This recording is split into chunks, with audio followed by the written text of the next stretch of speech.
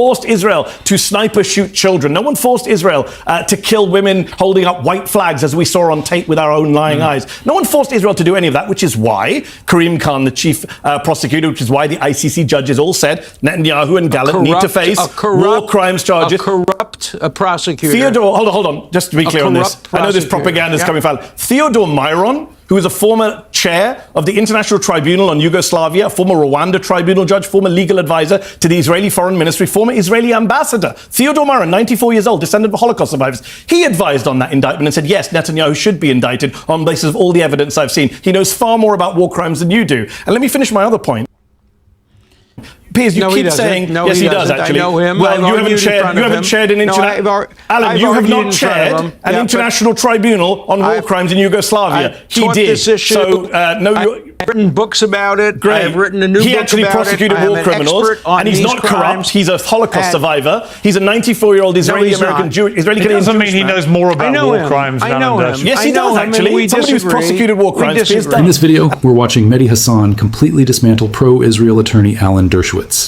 Honestly, I can't even call it a debate. It's a full-on takedown loaded with fact after fact. As always, we'll watch the entire clip together and I'll share my thoughts with you at the end. Israeli publication interviewed 7 Israeli soldiers and officers, Piers, who returned from Gaza. Just last week, in several cases, the soldiers said, Israeli troops deliberately targeted children. There was a boy who entered the zone. He didn't do anything. Other soldiers claimed to have seen him standing, talking to people. That's it. And they dropped a grenade from a drone. In another incident, soldiers tried to kill a child riding a bicycle. And they get prosecuted So they have not been prosecuted. Alan, don't lie on television where people can fact you. None of them have been prosecuted. Yes, they have been. Which soldier? I know they have been. Which soldier was prosecuted for dropping a grenade on a child? There are dozens of them on national TV. Piers Morgan can come back on the next episode and tell everyone that you're not telling the truth. Dozens of them have been prosecuted. Not a single Israeli soldier has been prosecuted for deliberately killing a Palestinian child. That is a lie. A demonstrable lie. Everyone watching right now. Hang on. I'm sorry, you can't say things. Hang on. Just to be clear, Alan, what Mehdi is saying is that no Israeli soldier has been prosecuted for deliberately killing a Palestinian child since this war began. Is your information different to that? Absolutely different. I know for a fact because I was involved in the negotiations with the International Criminal Court, and I arranged for Khan to come to Israel and see the evidence of what has been done, how people have been prosecuted, how the Israeli legal system has been responsive. So I have all the data and all the information. Name them. Come back on this show and name those soldiers. It's true that they've been come back on this show, Alan, and name those soldiers. I challenge you. Now I'll finish my point. You interrupted me. Hold on. You interrupted me. I never interrupted you. You've interrupted me twice now on this show. I didn't interrupt you. You did actually. You interrupted to make false claims. I did ask Alan a question. Well, let me finish my point. Actually, my second point, Piers, was to you. I dealt with the Gershon Baskin and the deliberate killing of kids. They just killed 6 kids queuing up for water. I was about to talk about yesterday. They killed 9 kids queuing up for nutritional supplements last week. Stop interrupting, Alan. Everyone can see you do it. And it's under investigation. Stop interrupting, Alan. Otherwise, I'll do it to you and you really won't like it. Piers, let me make my point to you that I'm trying to make. You mentioned the New York Times. I'm glad you've mentioned the New York Times several times. The New York Times piece, the long piece, has a lot in there. 2 important points for you, Piers. I've been coming on this show for over a year talking to you about Gaza. Last April and July, the New York Times reports that Netanyahu's own generals told him, there's no military strategy left. There's nothing more we can do. Stop this war. Netanyahu overrode them. So when I was on this show and you were telling me, of course, they're just defending themselves. What else should they be doing? At that time, when I was on this show, Piers, generals were telling Netanyahu there's no war left to be had. They also make it very clear in this piece that the government would have fallen apart had Netanyahu not prolonged the war because he wanted to avoid prosecution. And I'm sorry that we needed the New York Times to say that, because I was saying that on this show to you, Piers. Many people were saying that this war is about Netanyahu trying to avoid prison. This is about Netanyahu trying to avoid prison. I know Alan is an expert on criminals. He's defended some of the worst criminals in the world. Lawyers do defend criminals. Well, he defends some of the worst people. Epstein, Netanyahu. Yeah, but lawyers. No one forced him to defend these people. Piers, no one forced him to go volunteer to defend Benjamin Netanyahu. You can't make aspersions against lawyers. I can actually. I can say you don't need. You don't need to. It's not very credible to do that. Really? Lawyers do their job. Hold on, Piers. Somebody forced Alan Dershowitz to defend Netanyahu. He said he's proud to do it. No one forced him to do it. Which criminal should he defend? I'm proud to do it. You're proud to defend Benjamin Netanyahu. He's a criminal lawyer. You're proud to defend Benjamin Netanyahu, Donald Trump, Jeffrey Epstein. You defend the worst people in the world. I was proud. Okay. Yes. And I was proud to defend Bill Clinton, and I was proud to defend Ted Kennedy. I've defended people on I've also defended Palestinians who were charged with offenses in Israel. I've also defended Palestinian students at Harvard who wanted to put up a Palestinian flag. Have you defended Netanyahu's corruption trial? I think you've only defended his war crimes. But you know what, Mehdi? I do think it's a very lame. No, I've been involved in his corruption trial too. It's a very. I've always felt, and a lot of people try this with Alan Dershowitz, because there are lots of things you can argue with Alan about what he believes. But when people go ad hominem about him being a lawyer defending bad Piers, people, well, I'm going to respond now since most criminal lawyers I've ever met at some stage defend pretty dodgy people. Piers, look at that. It's their job, literally their job. We're looking at our cameras. Look at your camera and say honestly that you would say to Saddam Hussein's law or Slobodan Milosevic's law or Vladimir Putin's law, you wouldn't say a word about people who choose in the West to go defend those people? Yes, you would. It's just you give Netanyahu a pass. I see him in the same league as Saddam Hussein, Vladimir Putin, Slobodan Milosevic. If a Westerner chooses to go defend these people, no one forced him to. I'm going to question their moral judgment. Do they have a right to defend? Of course they have a right to a defense. Then they should have a right. But no one forced. Well, hang on. Then they should have a right to have a lawyer defending them. Of course. You understand that? Understood. That's how the legal system works. So if a British justice hold on, Piers, if a British lawyer volunteered to go defend Putin, you wouldn't cast any moral aspersions on them. Don't lie, Piers. You know you would. So just to be clear, who should Alan be defending? Give me some criminal names. And sorry guys, really quick, you guys know I never interrupt videos, but that is such a good question by Mehdi Hasan. 1000% Piers Morgan would be absolutely shredding that lawyer for defending Vladimir Putin. Let me get back to the video. In New York, people wherever he lives. Why does he have to go defend Netanyahu? Give me some names. Hold on. Why do you have to go defend Netanyahu? I think it's a crazy attack. I look at vile people and I wonder, why would you volunteer to go defend that person? Because they're lawyers. Anyway, let's move on to the more substantive part of this. So, I mean, Alan, this incident that Mehdi referenced, the strike on a water distribution point at a Gaza refugee camp. They killed 10 people, including 6 children, wounded 17 more. The IDF said it intended to hit an Islamic Jihad militant, but a technical error caused the missile to miss its target. But, having technical errors that wipe out 6 kids in a refugee camp at this stage of this war. Terrible. And these stories are coming every day now. How does this end? War is hell, and these kinds of accidents happen all the time.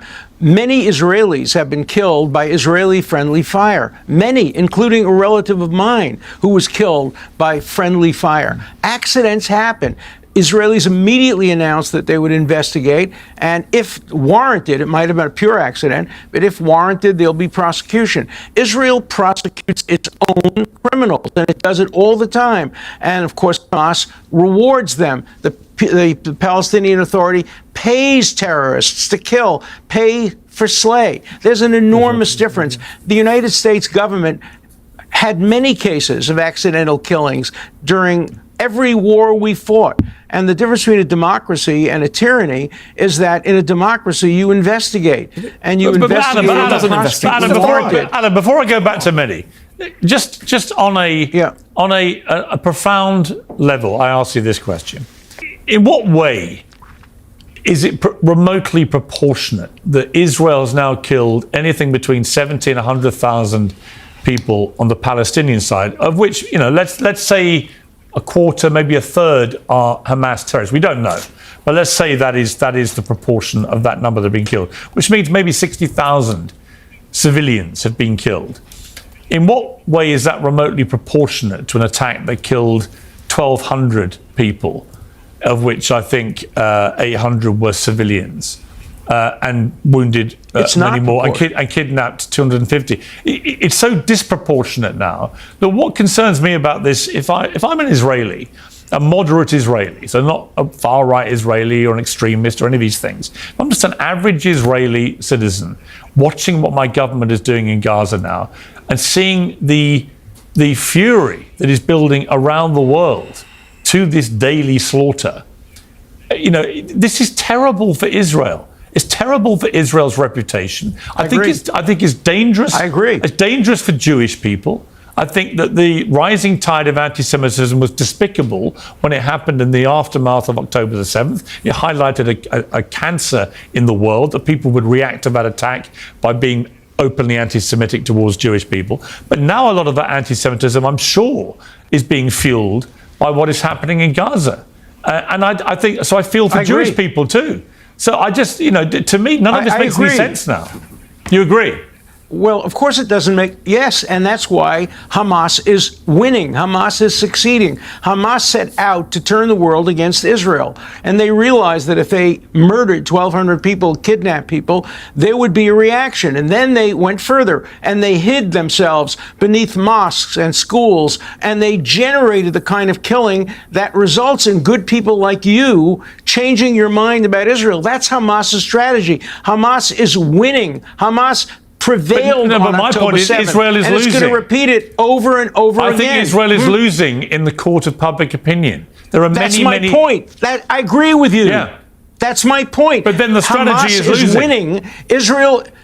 Well, what's the alternative? The alternative is to of course, let's stop the war, and Israel has offered to do it. Just today, That's not true. Israel put an offer on the table that has been rejected. The point that I want to make, let me just finish my point. The point I want to make is Hamas had a strategy. We know there are captured documents that say it. That is, get Israel to kill as many Palestinian civilians as possible, and it will turn Piers Morgan against Israel because he's a good and decent person. And the good and decent people in the world on college campuses will turn against Israel. That's Hamas's strategy. We can't let it prevail because if we do, they'll do it over and over and over again. Alan, just to be clear, I haven't turned against Israel. I've turned against the current. I want to be very specific because people love to throw around these phrases. I agree with you. I apologize. I agree. I've become increasingly critical of the Israeli government strategy in Gaza. That's my specific position. I'm not against Israel or Israelis or Jewish people. And when people conflate it, I think it's really disingenuous. All right, Mehdi. So, a few things. I agree with you, and I apologize for any implication to the opposite. But that has been the strategy. Okay, they're prevailing, and we can't let that strategy succeed. Alan, that is always the terrorist strategy. It was the strategy of Al Qaeda. It was the strategy of ISIS. So that's right. Yeah, but that's right. And the United States overreacted too. Let me get Mehdi's response. Mehdi. So, a lot was said there again. Yeah. Let me try and respond. It's insane to suggest that Israel has accidentally killed 17,000 children. Anyone who says that should be laughed off television, whether they're a professor of law or not. 17,000 people were not killed accidentally. The children who were killed in a waterline were not killed accidentally. The children lining up, 9 who were killed last Thursday for nutritional supplements, as UNICEF says, outrageously for UNICEF aid, were not killed accidentally. Children who were shot in the head by snipers were not killed accidentally. I have friends of mine, doctors, who have gone out to Gaza and have come back and said, we saw kids were brought to hospital with sniper shots, bullets to the head, to the chest. Multiple American doctors have said that. Feroz Sidwa, Mark Perlmutter, Irfan Galaria. Go Google it. People don't believe me. So it's nonsense. Israel is killing kids deliberately, has done so for the last 21, 22, whatever so months. You can't push this bullshit line anymore about people were hiding under hospitals. Do you disagree? We've seen it on tape, Piers. Okay, we've seen kids killed in cold blood on tape. You've seen it. I've seen it. Do you disagree? Do you disagree with what Alan said, that this was Hamas's deliberate strategy? I don't know what Hamas's deliberate strategy was. If it was, by the way, Piers, hang on, let me finish the question. They created a vast tunnel network in which they hid, but left the civilian population to be slaughtered. So, in other words, I think it's perfectly rational to agree with what Alan said about the Hamas strategy. Yeah, but hold on. What's interesting is, and as you pointed this out, why do it then? If we all know that's the strategy, no one forced Israel to go kill 100,000 people, just like, the Vietnam, the US, we burned the village to save it. No one forced Israel to drop 2,000-pound bombs on crowded refugee places. No one forced Israel to bomb hospitals. No one forced Israel to sniper shoot children. No one forced Israel to kill women holding up white flags, as we saw on tape with our own lying eyes. No one forced Israel to do any of that, which is why Karim Khan, the chief prosecutor, which is why the ICC judges all said Netanyahu and Gallup need to face war crimes charges. A corrupt prosecutor. Theodore, hold on, just to be clear on this. I know this propaganda is coming from Theodore Myron, who is a former chair of the International Tribunal on Yugoslavia, former Rwanda tribunal judge, former legal advisor to the Israeli Foreign Ministry, former Israeli ambassador. Theodore Myron, 94 years old, descendant of Holocaust survivors. He advised on that indictment and said, yes, Netanyahu should be indicted on the basis of all the evidence I've seen. He knows far more about war crimes than you do. And let me finish my other point. Piers, you No, he keep doesn't. saying No, yes, he he does doesn't. I actually. know him. Well, I've you haven't argued in chaired. front You of haven't him. chaired an No, international. Alan, I've you have argued not in front chaired of him. an Yeah, international tribunal on war crimes in Yugoslavia. I've He taught did. this issue. So no, I've written books about it. great. I've written a new he book actually about prosecuted it. I am war an criminals, expert on and he's these not crimes. corrupt. He's a Holocaust And- survivor. He's a 94-year-old Israeli he's American not. Jewish. Israeli It Canadian doesn't mean Jewish he man. knows more about know war him. crimes than I know Alan him. Dershowitz. Yes, I he know does him, and actually. we Somebody who's disagree. prosecuted war We crimes. Piers disagree. does. And let me finish my other point. I mean, what we just watched was absolutely devastating. It wasn't just brutal. It was one of those moments where the truth hits so hard that you almost have to sit back and breathe for a second. Mehdi Hasan didn't just debate Alan Dershowitz, he dismantled him piece by piece, using nothing but documented facts and moral clarity.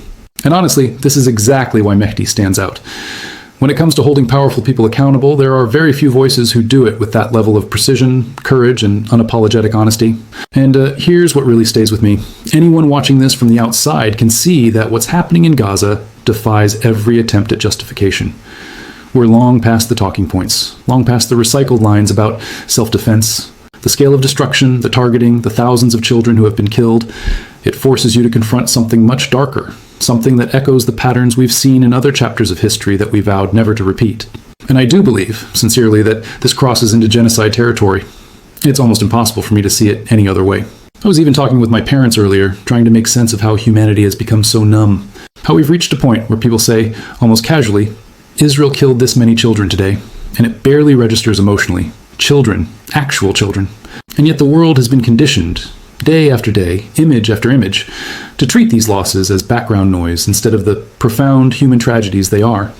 Gaza has been flattened, entire neighborhoods erased, and somehow the conversation keeps being reframed to avoid the obvious. So I genuinely want to hear your thoughts in the comments. Your perspectives matter. While you're down there, do me a favor. Subscribe and hit the like button to help push this conversation into the algorithm where more people can see it. I appreciate every single one of you.